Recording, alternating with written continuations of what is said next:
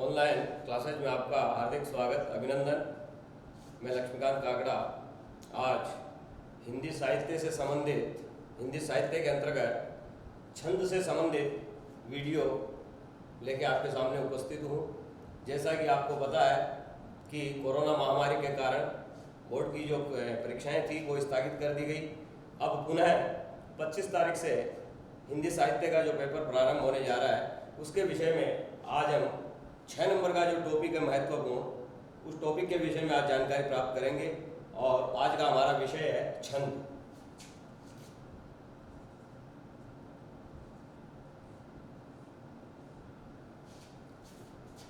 सबसे पहले मैं आपको बता दूं कि छंद से संबंधित जो पेपर का क्वेश्चन संख्या 6 और क्वेश्चन संख्या 7 ये दो प्रश्न पूछे जाते हैं जो अत्यंत ही महत्वपूर्ण है। आज इन्हीं प्रश्नों के विषय में हम जानकारी प्राप्त करेंगे। सबसे पहले छंद क्या है, छंद की कहाँ से उत्पत्ति हुई है। साधारण भाषा में सबसे पहले मैं आपको बता दूं कि छंद शब्द जो है वो संस्कृत भाषा के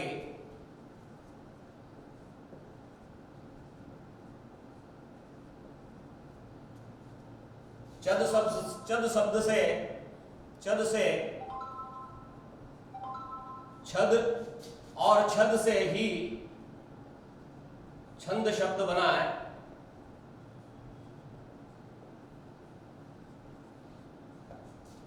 संस्कृत भाषा के चद धातु से छद बना और छद से ही छंद शब्द बना है। छंद का अर्थ होता है प्रसन्नता,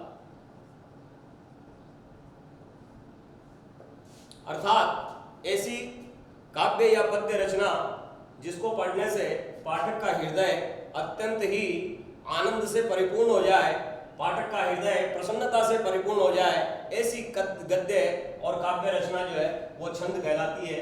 तो छंद की उत्पत्ति संस्कृत भाषा के छद से छद बना और छद से छंद शब्द बना है। अब सबसे पहले कि छंद क्या है, छंद की क्या परिभाषा है, उसके विषय में हम जानकारी करेंगे। छंद की परिभाषा साधारण रूप में कि जहां किसी पद्य या काव्य रचना में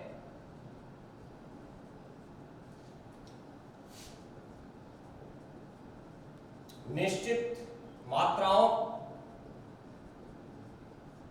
और नियमित वर्णों का प्रयोग किया जाता है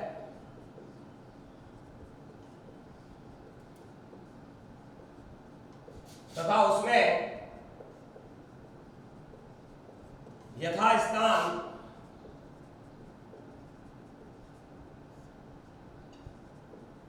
चरण, वर्ण, मात्रा,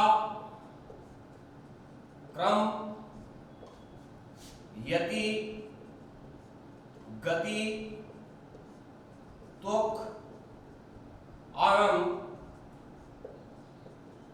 गण आदि का पालन किया जाता है।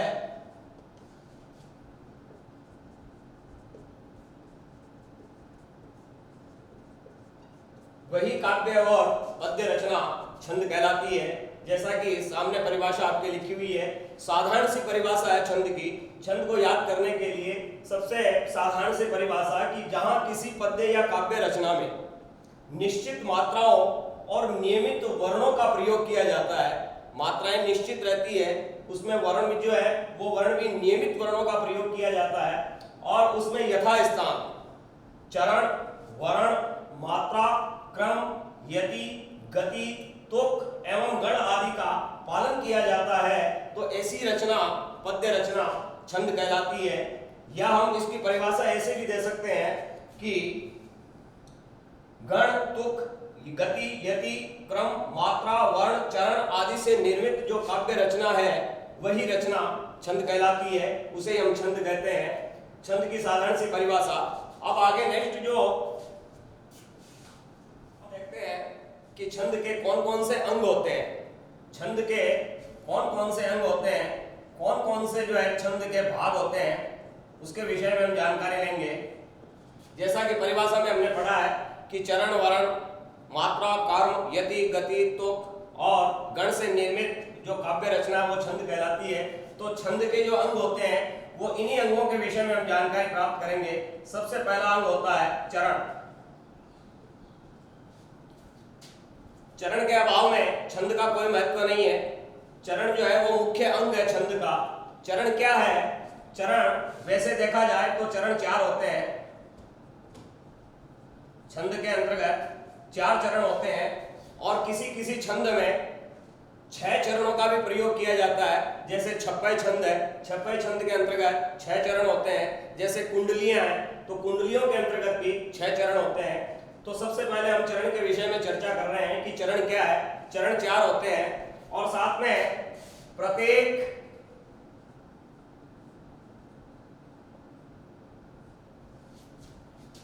चरण को पाद कहा जाता है।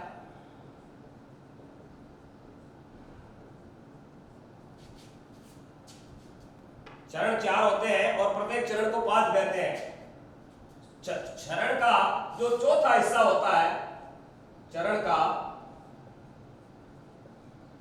जो चौथा हिस्सा है वो चौथा हिस्सा ही चरण या पाद कहलाता है।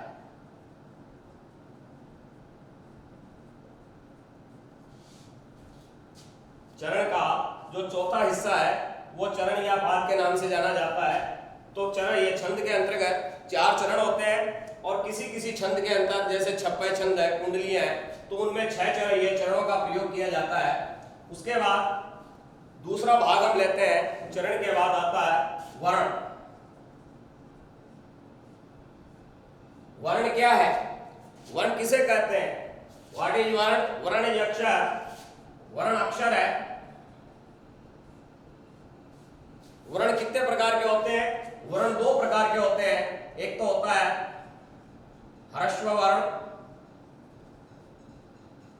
और दूसरा होता है दीर्घ वर्ण। ये 2 प्रकार के वर्ण होते हैं। एक तो होता है ह्रस्व वर्ण और दूसरा होता है दीर्घ वर्ण। अब ह्रस्व वर्ण के अंतर्गत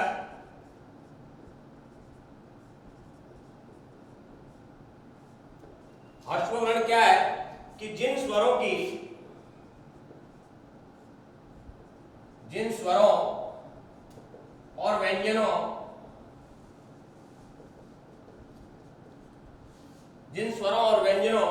के उच्चारण में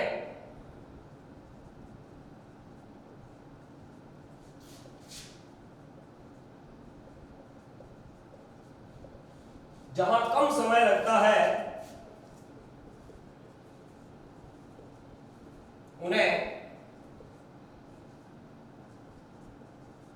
लघु या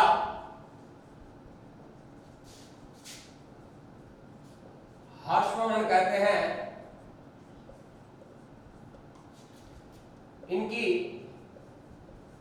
छंद शास्त्र के अनुसार एक मात्रा गिनी जाती है।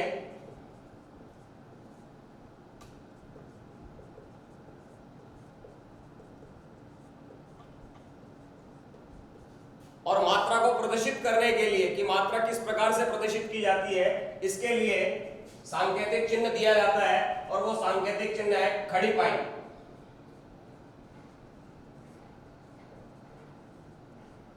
खड़ी पाई के द्वारा ही मात्रा को जो है निर्देशित किया जाता है, मात्रा को दर्शाया जाता है। और वैसे देखा जाए तो इनके उच्चारणों में बिल्कुल कम समय के अंदर ही ये ह्रस्व वर्ण जो है उच्चारित किए जाते हैं। इसी कारण इनको लघु या ह्रस्व वर्ण कहते हैं। इनकी एक मात्रा गिनी जाती है और मात्रा को प्रदर्शित करने के लिए खड़ी पाई का प्रयोग किया जाता है। अब कौन कौन से ह्रस्व वर्ण के अंतर्गत रखे गए हैं आपको मैं बता दूं कि छंद शास्त्र के नियम अनुसार सबसे पहले ए, इसको छोटा वर्ण ह्रस्व वर्ण माना गया है। दूसरी बात छोटी ई, उ, री और विशेष ध्यान देने योग्य बात है चंद्र बिंदु। ये 5 वर्ण ऐसे हैं जो ह्रस्व वर्ण की श्रेणी में आते हैं और इनकी मात्रा गिनते समय एक ही मात्रा जो है इनकी गिनी जाती है, एक एक एक एक और एक। लघु वर्ण है इसीलिए एक मात्रा जो है हम इनकी गिनेंगे और एक मात्रा की श्रेणी में इन पांचों वर्णों को रखेंगे। अब नेक्स्ट हम लेते हैं ह्रस्व वर्ण के बाद आता है दीर्घ वर्ण।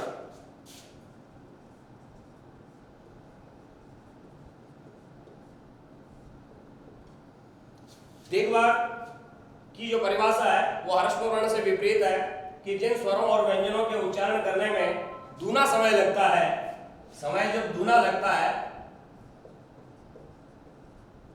तो वो वर्ण दीर्घ वर्ण के नाम से जाने जाते हैं। इनको प्रदर्शित करने के लिए जो सांकेतिक चिन्ह है वो है आडीपाई। इसको हम कहेंगे आडीपाई, अर्थात दो मात्राएं, जबकि ह्रस्व वर्ण में एक ही मात्रा लगती है और दीर्घ वर्ण जहां पे प्रयुक्त होता है वहां पे सांकेतिक चिन्ह जो है वो आडीपाई है, अर्थात दो मात्राएं वहां पे जो है प्रदर्शित की जाती है और इनके उच्चारण में दूना समय भी लगता है। अब कौन कौन से वर्ण जो है वो दीर्घ वर्ण के अंतर्गत रखे गए हैं? सबसे पहले आ, बड़ी ई, बड़ा ऊ, ए, औ, औ,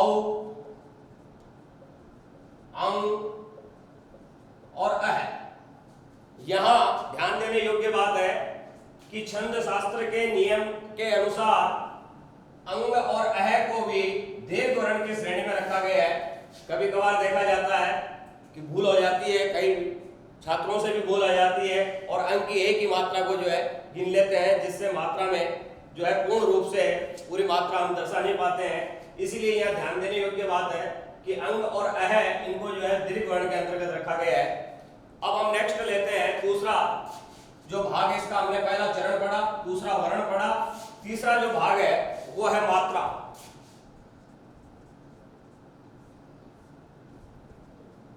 मात्रा क्या है?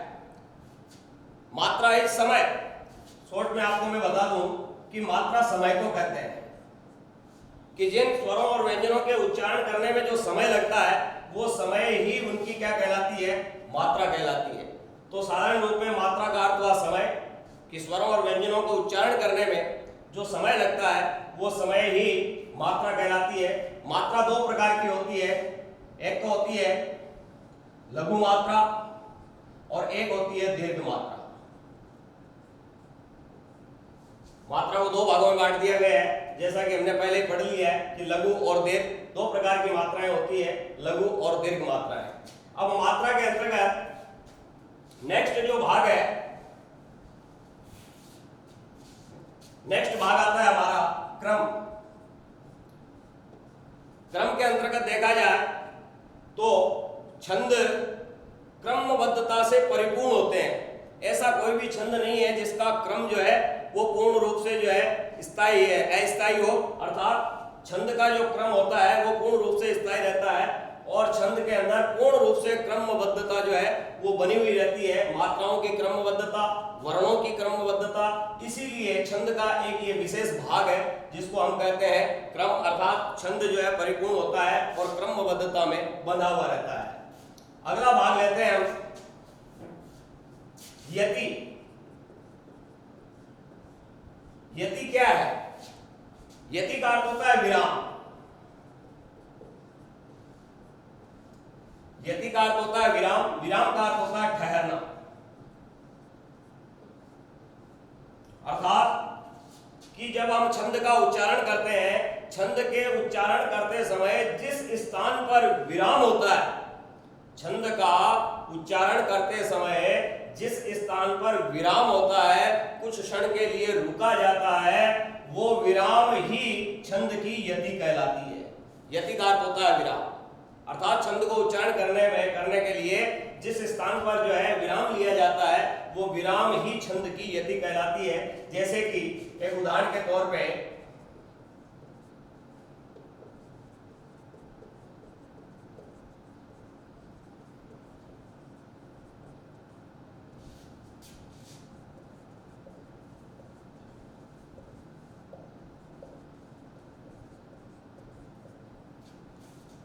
जैसे ये दोहा है, तो यहाँ देखिए दोहे में कि बड़ा भया तो क्या भया, ये जो शब्द आया है यहाँ तक, यहाँ पे ये यति लग गई है स्वतः ही, यहाँ पे स्वतः ही विराम हो गया है।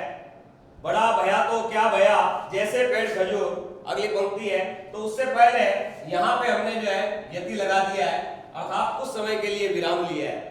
तो यति का अर्थ होता है विराम। छंद को उच्चारण करते समय जिस स्थान पर विराम लिया जाता है, जिस स्थान पर कुछ क्षण के लिए ठहरा जाता है, छंद की यति कहलाती है। नेक्स्ट लेते हैं हम, अगला भाग होता है गति। गति क्या है? व्हाट इज गति? गति इज लय, गति इज लय। इसको हम लय भी कह सकते हैं या इसको हम प्रवाह भी कह सकते हैं। जब किसी छंद का उच्चारण किया जाता है तो उस छंद में जो लय उत्पन्न होती है, अपनी भाषा में कहें तो हम उसको राग भी कह सकते हैं। किसी छंद को जो है राग के द्वारा, लय के द्वारा उसको उच्चारण करना, तो छंद के अंतर्गत जो लय उत्पन्न होती है वो लय ही छंद की गति कहलाती है, और इसमें प्रवाह पूर्ण रूप से बना हुआ रहता है। और लय से छंद के अंतर्गत एक तो ध्वन्यात्मकता और दूसरा संगीतात्मकता। छंद के लय के प्रभाव के कारण छंद के अंतर्गत ध्वन्यात्मकता और संगीतात्मकता दोनों जो है परिपूर्ण रूप से बनी हुई रहती है, और उस छंद को पढ़ने में, सुनने में, बोलने में वो छंद जो है बड़ा ही आनंद से परिपूर्ण हो जाता है। इसीलिए कि प्राय देखा जाता है कि छंद के अंतर्गत गति का होना अत्यंत आवश्यक है, लय का होना अत्यंत जरूरी है, क्योंकि लय के बिना या लय के अभाव में छंद का कोई महत्व नहीं रहता है। इस प्रकार नेक्स्ट जो भाग हमने पढ़ा वो छंद का पढ़ा गति। अगला जो भाग है वो भाग है तुक। तुक क्या है? तुक किसी भी छंद के अंत में, किसी भी छंद के अंत में जब समान ध्वनि उत्पन्न होती है, समान ध्वनि यानी ध्वनि में समानता, जब छंद के उच्चारण में अंत में, छंद के उच्चारण के अंत में जब समान ध्वनि या ध्वनि में जहां समानता प्रकट होती है, वो समानता ही तुक कहलाती है। ऐसे छंदों को हम तुकांत छंद के नाम से जानते हैं, उनको तुकांत छंद कहा जाता है। और जिन छंदों के अंतर्गत ध्वनि में समानता नहीं होती है, असमानता होती है, उनको अतुकांत छंद के नाम से जाना जाता है। जैसे उदाहरण के तौर पे रहीमदास जी का एक दोहा कि बड़े बड़ाई ना करे, बड़े ना बोले बोल। ध्यान देना, अंतिम जो ध्वनि आ रही है वो बोल शब्द की आ रही है। बड़ी बड़ाई ना करे, बड़े ना बोले बोल, रही मन हीरा कब कहे, लाख टका मेरो मोल, रही मां लाख टका मेरो मोल। तो अंतिम जो वर्ण है उन वर्णों की ध्वनि में यह समानता प्रदर्शित हो रही है, बोल और मोल। जैसे राम, आम, काम, चाम, दाम, तो जहां ध्वनि के अंदर अंतिम वर्ण में जहां समानता हो, जहां तुक मिले, इसको तुकबंदी छंद भी कहा जाता है, कि जहां प्रथम पंक्ति से दूसरी पंक्ति का जहां अंतिम वर्ण का जो तुक समान होता है, वहां पे जो है पूर्ण रूप से तुकबंदी होती है। और तुक का होना छंद के अंतर्गत अत्यंत आवश्यक है, बिना तुक के छंद का कोई महत्व नहीं होता है। अंतिम जो भाग है, अंतिम भाग लेते हैं हम गण। गण क्या है? व्हाट इज गण? गण क्या है? गण इज समूह। गण कहते हैं समूह को। तीन वर्णों का जो समूह होता है,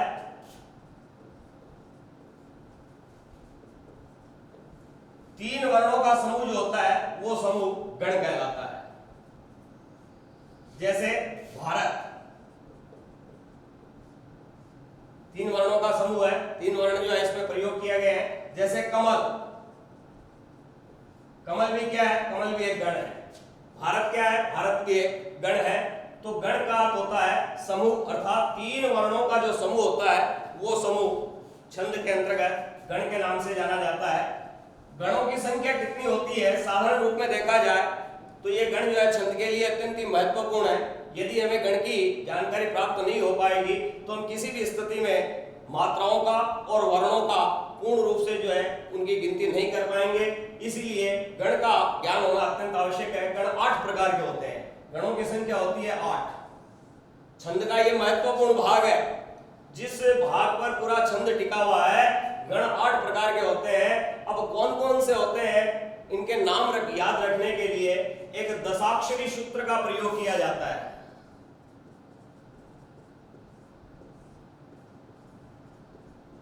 दशाक्षरी सूत्र है जिसमें 10 अक्षर जो है पूर्ण रूप से पाए जाते हैं, और इस दशाक्षरी सूत्र के कारण ही हम इन गणों के नाम जो है बड़ी सरलता से याद रख सकते हैं, और आप जो है जीवन में कभी भूल नहीं पाएंगे। तो गणों का याद रखने के, गणों का नाम याद रखने के लिए इस दशाक्षरी सूत्र को याद होना बहुत जरूरी है। तो ये दशाक्षरी सूत्र कौन सा है, देखिए, ये माता, राजभान से लगा, ये एक दशाक्षरी सूत्र है। इसमें 10 वर्णों का प्रयोग किया गया है, 1 2 3 4 5 6 7 8 9 10। तो इसको दशाक्षरी सूत्र के नाम से जाना जाता है, और इस दशाक्षरी सूत्र की सहायता से हम गणों को अच्छी तरह से पहचान पाते हैं। गणों के नाम बड़ी सरलता से हम याद कर सकते हैं। एक और विशेषता है इसमें कि इस सूत्र का जो पहला वर्ण है वो पहला वर्ण ही पहला गण कहलाता है। केवल इसमें हमें प्लस गण करना है, इस वर्ण को लेकर उसमें गण जो साथ में उसके जोड़ना है। तो इससे हम सरलता से गणों की संख्या और गणों के नाम जो है वो याद कर सकते हैं। तो देखिए, सबसे पहला शब्द आ रहा है इसमें यगण, ये। अब इसमें अगर प्लस गण करना है तो पहला हमारा गण हो गया यगण। दूसरा शब्द आ रहा है मैं, तो दूसरा गण हो गया हमारा मगन। तीसरा आ रहा है तय, तो तीसरा गण हो गया हमारा तगण। चौथा आ रहा है इसमें र, तो चौथा जो गण है वो हो गया रगण।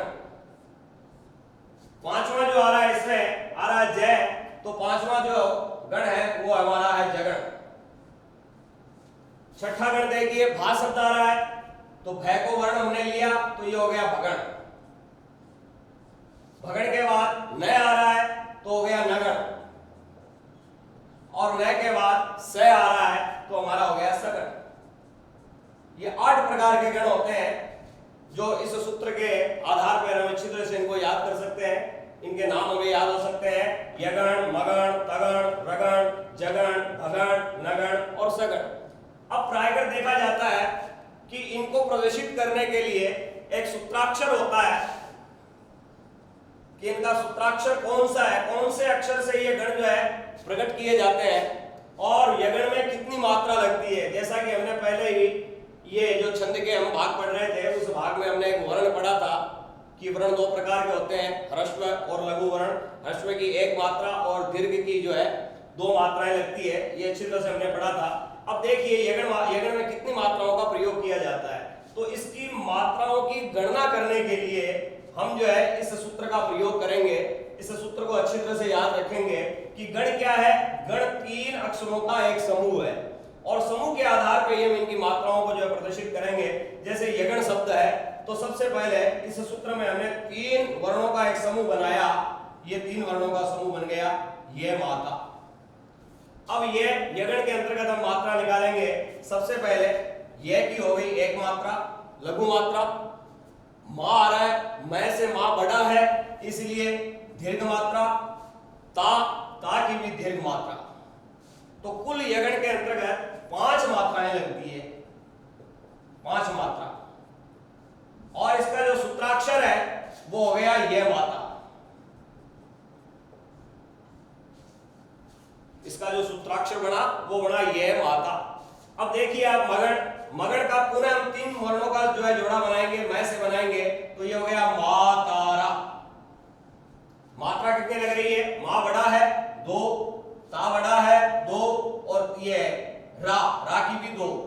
6 मात्रा हो गई। आपको पूछा जाए कि मगन में कितनी मात्रा लगती है तो 6 मात्रा होती है। और इसका सूत्राक्षर क्या बन गया? सूत्राक्षर बन गया मातारा।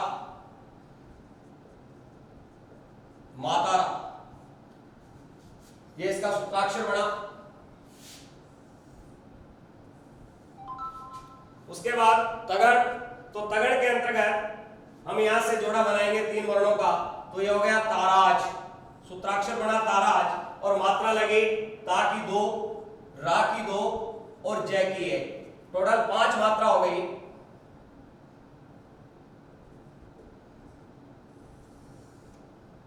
पांच मात्रा इसमें लगी और साथ में इसका जो सूत्राक्षर है वो बन गया ताराज। नेक्स्ट लेते हैं हम रगड़।